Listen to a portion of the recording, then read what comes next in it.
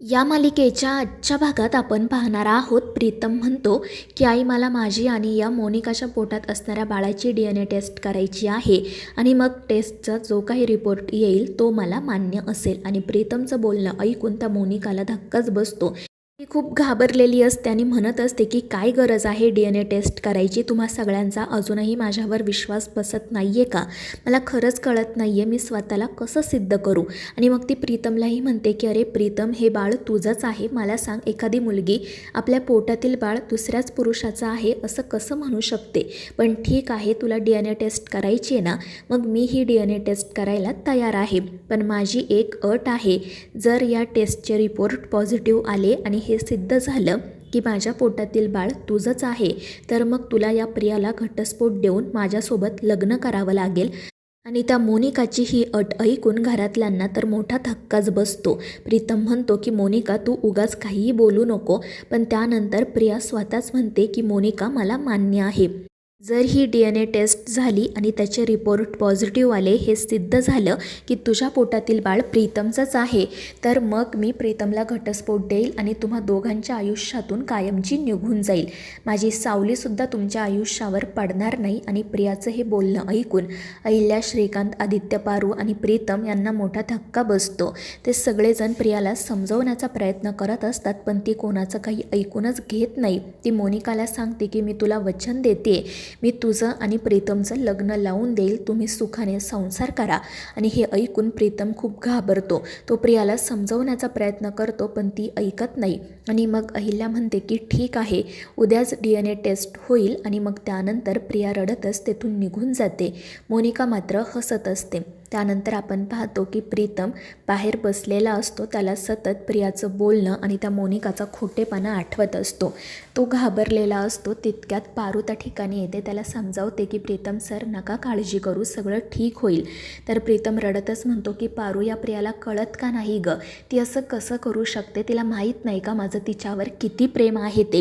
आणि ती खुशाल मला घटस्फोट द्यायला तयार झाली. मला त्या मोनिकासोबत नाही राहायचं आहे. मी प्रियाशिवाय दुसऱ्या कोणत्याही मुलीचा विचार नाही करू शकत. माझं फक्त आणि फक्त प्रियावरच प्रेम आहे. आणि त्यावेळी पारू म्हणते, हो प्रीतम सर, तुम्ही नका काळजी करू. पण प्रीतम म्हणतो की पारू, जर या DNA टेस्टचे रिपोर्ट आपल्या विरोधात आले तर मग काय होईल? आणि त्यामुळे पारूसुद्धा काळजीतच पडते. दुसरीकडे गुरुजी किर्लोस्करांच्या घरी येतात. त्यांना भेटून सगळ्यांनाच आनंद होतो. आदित्य, दामिनी त्यांचा आशीर्वाद घेतात. आणि मग अहिल्या म्हणू लागते की गुरुजी, काल रात्री तुम्ही जे काही बोललात ते मला खरंच व्यवस्थितपणे कळलं नाही. आणि त्यावेळी गुरुजी म्हणतात की अहिल्यादेवी, मी तुम्हाला घरामध्ये एका मूर्तीची प्राणप्रतिष्ठा करायला सांगितली होती, पण ते काही शक्य झालं नाही. त्यामध्ये अडथळा निर्माण झाला आणि म्हणूनच तुमच्या घरावर संकट येत आहेत. पण मला सांगा, त्यावेळी नेमकं काय घडलं होतं? आणि मग त्यानंतर श्रीकांत गुरुजींना पूजेच्या दिवशी नेमकं काय घडलं हे सांगायला सुरुवात करतो. तो सगळं सांगतो आणि म्हणतो की दामिनीचा पारूला धक्का लागला आणि पारूचा धक्का लागून ती मूर्ती खाली पडली. आणि हे ऐकून गुरुजी म्हणतात की जे काही घडलं ते खरंच खूप भयंकर आहे, असं घडायला नको होतं. आणि त्याचमुळे आता तुमच्या या घरावर एकामागोमाग एक संकट येत आहेत. आणि ते ऐकून दामिनी पटकन म्हणते की गुरुजी, मी खरंच काही केलं नाही, त्या पारूमुळेच हे सगळं घडलंय. मात्र दामिनीचं असं बोलणं ऐकून गुरुजी रागातच तिच्याकडे पाहतात आणि मग अहिल्याला म्हणतात की मला एकदा पारूला भेटायचं आहे. आणि त्यावर अहिल्या हो म्हणत लगेच एका सर्वंटला पारूकडे पाठवते. दुसरीकडे पारू आणि प्रीतम बोलत असतात आणि त्याचवेळी एक सर्वंट त्या ठिकाणी येत पारूला सांगते की गुरुजी घरी आलेत, त्यांना तुझ्याशी बोलायचं आहे. त्यामुळे मग पारू पुन्हा किर्लोस्करांच्या बंगल्यावर जाण्यासाठी निघते. तर तो गणी म्हणत असतो की गुरुजी काय सांगतायत हे मलासुद्धा ऐकायचं आहे. आणि मग तो सुद्धा गुपचूपपणे पारूच्या पाठोपाठ जातो. दुसरीकडे प्रिया एकटीच रडत तिच्या खोलीत बसलेली असते. तिला सतत प्रीतमचं बोलणं, त्या मोनिकाचं बोलणं आठवत असतं. आणि त्यावेळी ती मोनिका त्या ठिकाणी येते. प्रियाची अशी अवस्था पाहून ती खूपच खुश होते आणि हसतच तिच्याकडे पाहू लागते. आणि मग ती नाटक करत प्रियाच्या जवळ जाते आणि म्हणते की वा प्रिया, तू तर तुझी आणि प्रीतमची खोली खूपच छान सजवून ठेवली आहे. म्हणजे प्रीतम घरातून बाहेर गेलाय, पण त्याच्या सगळ्याच वस्तू या खोलीत आहेत. खरंच बरं वाटलं मला हे पाहून. पाहून आणि त्यावेळी प्रिया रडतच म्हणते की माणूस महत्त्वाचा असतो त्याच्या वस्तू नाही, आणि जेव्हा माणूस आपल्या जवळ नसतो ना तेव्हा या वस्तूच तो माणूस आपल्या जवळ असल्याची आपल्याला जाणीव करून देतात. आणि त्यावेळी प्रिया हसतच तिच्याकडे पाहते आणि मग ती प्रियाच्या खांद्यावर हात ठेवून म्हणू लागते की प्रिया, खरं तर तुझ्यामध्ये आणि माझ्यामध्ये काहीच फरक नाही आहे. म्हणजे बघ ना, तू प्रीतमची लग्नाची बायको आहे पण अजूनही त्याला मूल देऊ शकली नाही, आणि माझ्या पोटात प्रीतमचं बाळ वाढते पण मी त्याची लग्नाची बायको नाही.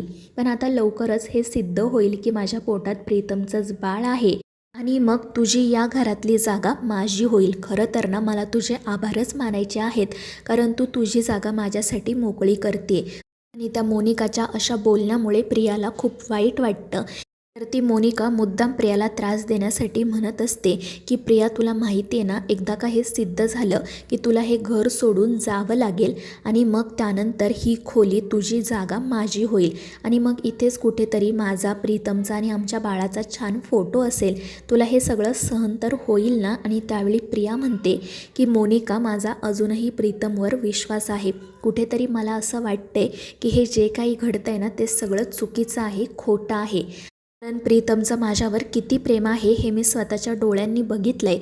आमच्या प्रेमासाठी त्यांनी काय काय केलं आहे हे मला चांगलंच माहिती.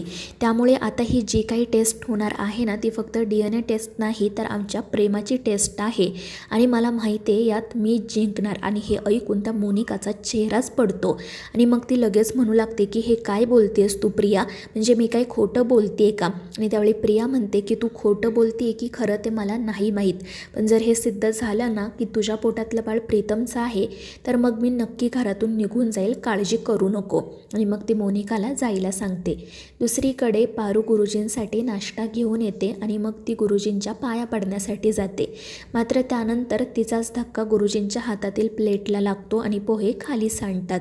पारू घाबरून पटकन पोहे गोळा करू लागते आणि त्यावेळी गुरुजी म्हणतात की पारू, आता जसं तू हे अन्न गोळा करते तसेच जर आपल्याला आपल्या आयुष्यातील सुखदुःखाचे क्षण गोळा करता आले असते तर किती बरं झालं असतं ना. पण गुरुजी नेमकं काय बोलतायत हे पारूच्या लक्षात येत नाही, तर गणित चोरूनच त्या दोघांचं बोलणं ऐकत असतो. गुरुजी पारूला म्हणत असतात की पारू, मला माहिती आहे तुझ्यासाठी हे घर आणि या घरातील लोक खूप महत्त्वाचे आहेत, मात्र माझं मन ना मला काहीतरी वेगळंच सांगते. तुझी ही फक्त स्वामीनिष्ठा नाही आहे तर त्यापेक्षा ना जास्त काहीतरी आहे. तू एका वेगळ्या नात्याने, वेगळ्या भावनाने या घरासाठी कष्ट घेतेस, या घरातल्या लोकांचं काम करतेस. आणि त्यावेळी पारू घाबरूनच हो म्हणते.